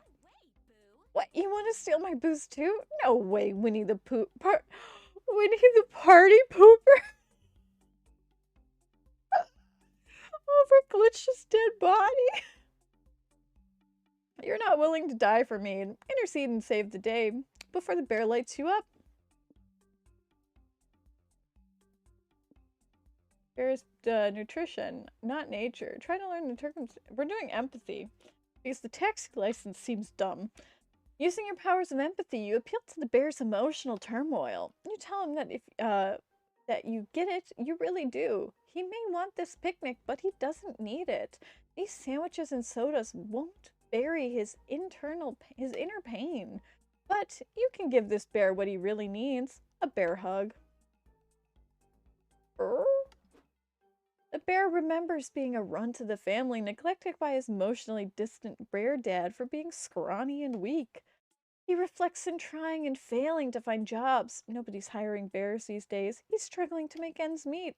His bear wife berates him for being unable to provide for their cubs. He can barely afford the rent of their cave. Damn forest gentrification.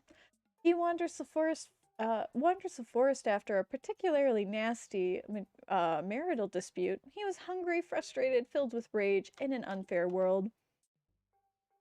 The bear remembers passing a box of firearms, free guns for bears, written on the side. He knew what he had to do. Hair rolled down the bear's snout as you hold him. He pats you on the back and walks back into the forest with some much-needed introspection time. So you solved the bear's problems with compassion and understanding? Lame. I mean, don't get me wrong, I appreciate you saving my maid. Oh, and Scott's life too. But that was objectively the least interesting way you could have gotten the gun out of our faces. Sheesh, a simple thanks glitch wouldn't go amiss here. You know, in your heart, you did it right. Ooh, despite losing 3 hype, you gained 3 soul for helping a bear. I need more hype.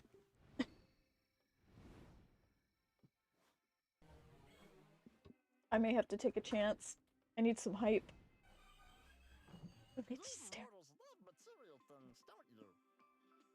Oh, this is money. I'm decent on money. I need the gas canister. That's stamina.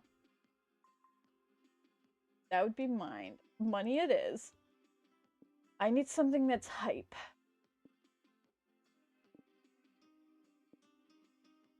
Oh, bounty hunter contract. That's stamina. I kind of want the haunted rearview mirror, but I don't think it's hype. I want it. My magic went up. I was hoping for. Your kidneys belong to me now. No refunds. Okay, my money went down. That's fine. I need hype.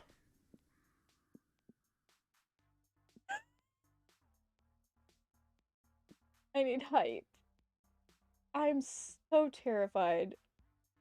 Oh, is she not going to do anything this week? Probably just a mirage. Oh, we're going to the kite tournament.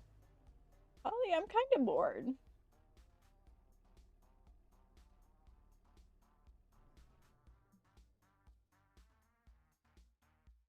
Tournament is serious business. Competitors from all walks of life have trained very hard for this. Oh, you've got prodigies from kite flying clans, kite flying gurus, athletes of ancient kite flying techniques. And then there's you, who's pretty much just here for the drama. What do you do? We're not entering the tournament.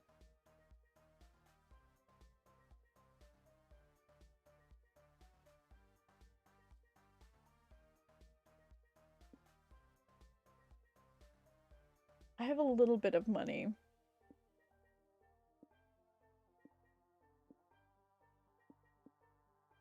I'll gain money from placing bets. Okay. About half an hour before the tournament starts, and you find the crowd secretly placing bets on who they think will win. Hey, strangers, I'm looking to get into an underground gambling scene. Who's everyone betting on? I'm putting my money on Chion, the lonesome kite. He's a master swordsman. What does being a swordsman have to do with being a good kite flyer? Actually, both sports require you to train your fluidity, aerodynamicism, precise motions, pose holders, upper arm strength. Whoa, Scott, you truly are a sports expert here. I put my money on Shino then? Wait, you want to gamble? Isn't betting on a sports tournament illegal? Would you believe me if I said no? Sure. Then it's not. Okay, well, I wouldn't bet on Sayu. If I had to pick, I would narrow it down to these two competitors. I'd say one of them will win the tournament for sure. Wait, let's bet on then. Oh, they're pretty. Both of them are pretty. We're doing the night. Tournament starts and the kite knight takes the stage and addresses the crowd. I dedicate my competition today to my mother. If I win, I'll use my prize money to pay for her life-saving medical procedures. Go Kite Knight! Your plucky optimism and tragic backstory tug at my heartstrings and make it easier for me to root for you. Unfortunately, the Kite Knight is paired with her paired to fight her sworn nemesis, the Kite Nightmare. So we meet again, Kite Nightmare. I knew you've been kite flying rivals ever since we were kids, but I hope we can put that behind us. Of course. I promise a fair fight, no sudden betrayals. Said Kite Nightmare while crossing his fingers behind his back. 5 minutes later, Kite Nightmare, you fiend! How dare you sabotage my kite right before the big match? No, there's no way Kite Knight can win this now. Wait, is that Mom? You put off your life-saving surgery so you could see my match? I wouldn't miss it for the world, dear. I even brought you your childhood kite for good luck. That's great. I can use my old kite to compete and still have a chance in this thing. Hooray! That's a warm, wholesome solution to the insurmountable odds. To the surprise of nobody who understands how narrative works, Kite Knight uses the power of family or whatever to fly her kite to victory. No! Of course I lose hype. For betting on the most predictable winner. No, we got to 5 weeks. We ran out of hype.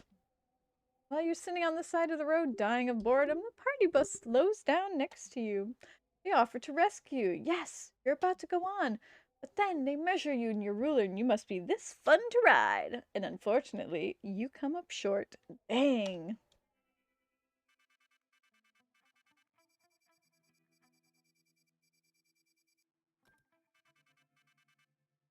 I was working on it. I was trying.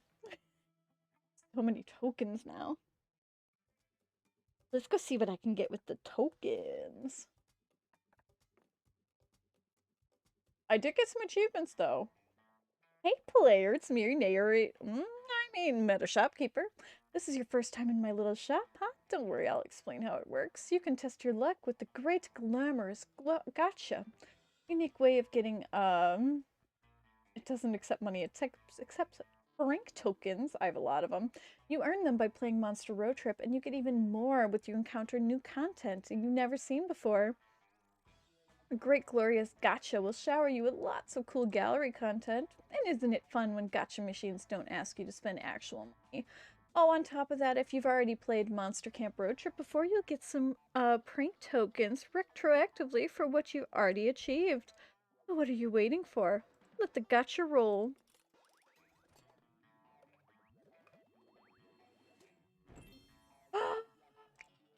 Cute! Remember, no refunds. We're gonna do another one. Pop open! I bet you'll have fun with that one. I'm getting little location chibis. I'm gonna do one more.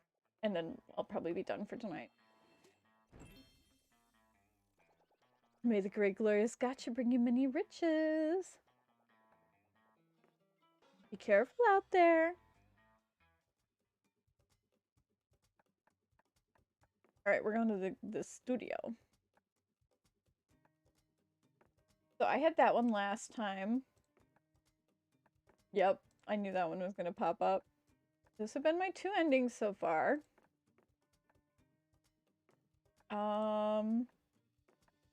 Yes, the Llama Sanctuary is great. Me slowly seeing the new places that I've been to and haven't been to. I wish I could just scroll over them like in the last game. I click on all of them though to get them to go. I'm finding some good new ones though.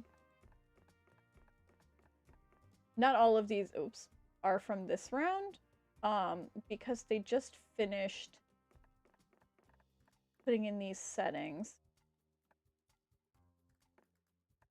Oh, these are just foods that I find. Is that it? I remember that shake. He's so cute. So yeah, these are just random items that I've found along the way, it looks like. Oops. Wait, where's the God salad?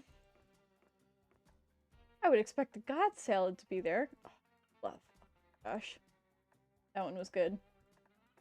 Yes, that one was so good.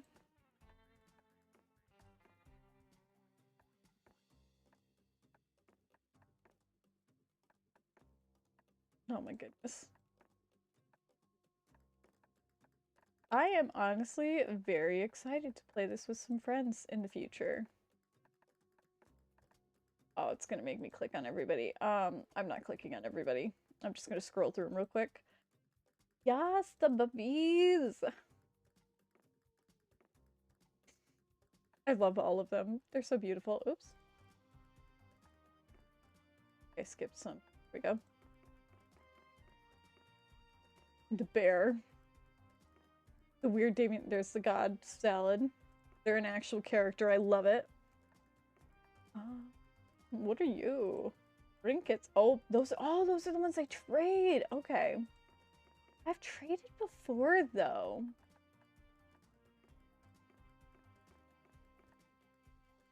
Oh, those are okay, those are for the credits. Tons of concept art that I can collect. That sounds awesome. Oh, those are the ones from the gachas. Okay. That's pretty cool. I am excited to try and find those. Okay. Okay. Then all of the character icons. Oh, this is pretty cool. I like that. And then the outcomes. Bear attack. Punch someone. Outcome number 2. So I've done 3 runs. I've won 2 runs, lost 1. I've been to 1 of the 6 destinations, 1 of the 18 layers of the destinations. No MVP endings, no date endings, no locations, no event. Or sorry, tons of locations. Still working on events. Tons of outcomes. Trinkets acquired are 2. I'm surprised that Glitch is my favorite because I've played as Hazel as the other 2. Weak spot hype. Yeah. Really bad at hype. This must be just doing my last game stat. That's so cool though. I love that. I've got all the DLC. I've got the Monster Prom stuff. I want to see what the sticker studio is. Oh.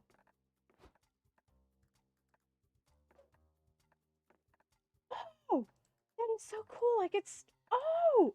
Oh my gosh, I'm so excited for that. Okay. Okay, okay. I'm gonna have fun with that. Make little random stickers. Ooh. I should have it on stream mode. Yeah, that's what I thought. But I think we're going to be done for today. We have been streaming for 2 hours now. Thank you everybody who joined me today. I hope you had fun with this monster road trip. I will probably be back with it sometime this week, and if not sometime this week, possibly sometime next week. I am going to be... I'm not sure exactly everything I'm playing for next week. I'm going to try to figure that out by tomorrow and put a schedule up on my Twitter. And my Twitter is the one for the streams, which is France Cos... Or, sorry, oh my gosh. brain. Did it pop up both of them? No, it just wanted to do one today. Okay, but it is PHRANCESTEAMS for France Streams. You can find it through my normal Twitter, which is phantomfrance, or through my Instagram. But thank you again, everybody, for joining me. I hope you've had a wonderful evening, and I will see all of you next time. I will be back on Tuesday at 6 p.m. Eastern Time. Bye, everyone. Have a great evening.